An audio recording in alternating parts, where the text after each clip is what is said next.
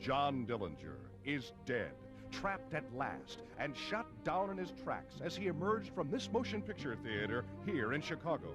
Tipped off to the gangster's movements by a woman, federal agents surrounded the theater with a ring of steel, blue steel, and itching trigger fingers. He tried to draw his gun, but 3 bullets fired simultaneously ended his notorious career. He was wearing eyeglasses as a disguise and a mustache, and he dyed his hair. Even his best girl wouldn't have known him. And they took him for a ride to the county morgue and tied a tag to his toe.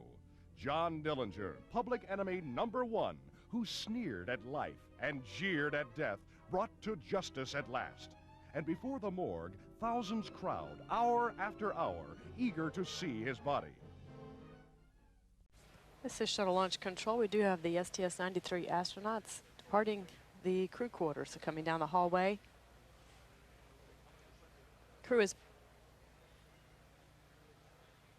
They've been on the same sleep-wake cycle that they will be on during the STS-93 mission.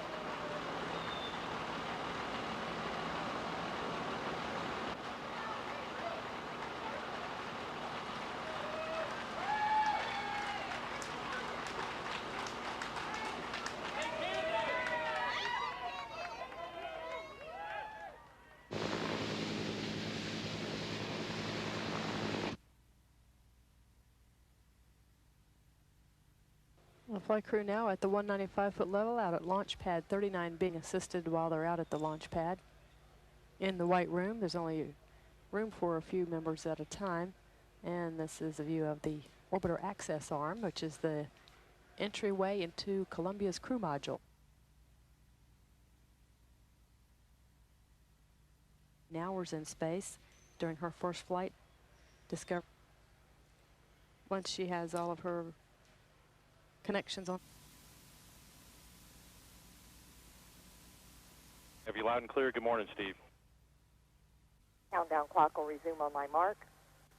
3, 2, 1, mark. T-minus 9 minutes and counting. CLS auto sequence has been. Attention all personnel, radio net 105. Maintain silence on net 105 until negative RTLS verified. Go for orbiter APU start.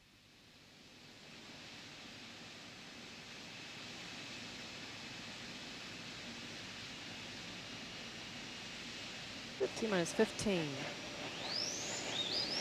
12, 11, 10, 9, 8, 7, 6, 5, 4, 3. We have a go for engine start, 0. We have booster ignition and liftoff of Columbia, reaching new heights for women in X-ray astronomy. Booster now controlling. Houston, Columbia is in the roll. We've got a fuel cell pH #1. Roger, roll, Columbia, we're looking at. Columbia. And that's complete, Scooter. Roger that, Columbia. Looks like we had a train. Pounds of fuel and weighs half of what it did at launch.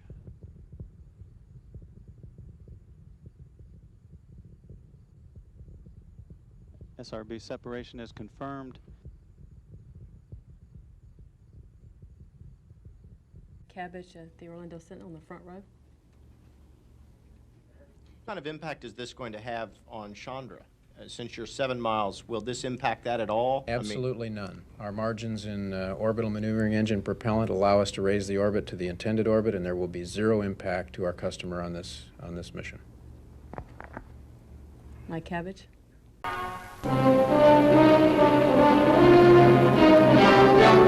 For some 10 hours after the fatal collision, the 29,000-ton liner Andrea Doria, pride of Italy's transatlantic fleet, lay like some stricken leviathan. She was steaming through a dense fog towards New York when she collided with the Swedish liner Stockholm. No lifeboats could be lured from the Italian ship, but passengers were brought to safety in lifeboats from the Stockholm and the other vessels, which were quickly on hand to help in the rescue of some 1,700 passengers and crew.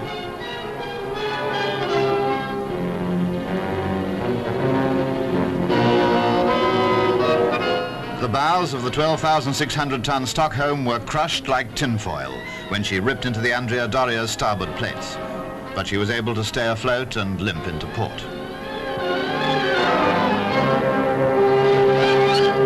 The rescue operation was among the fastest and most efficient in the annals of maritime disaster.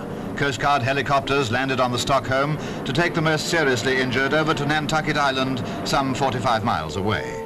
At least 7 people are known to have lost their lives.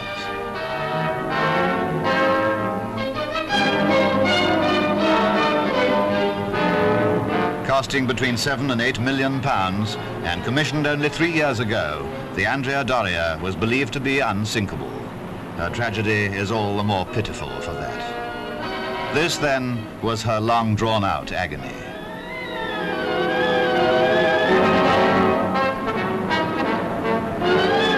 Not since the loss of the Titanic 44 years ago has a ship of such magnitude suffered in times of peace such a tragic fate. All the magnificence that was a ship, all the pride that was her being, all gone down.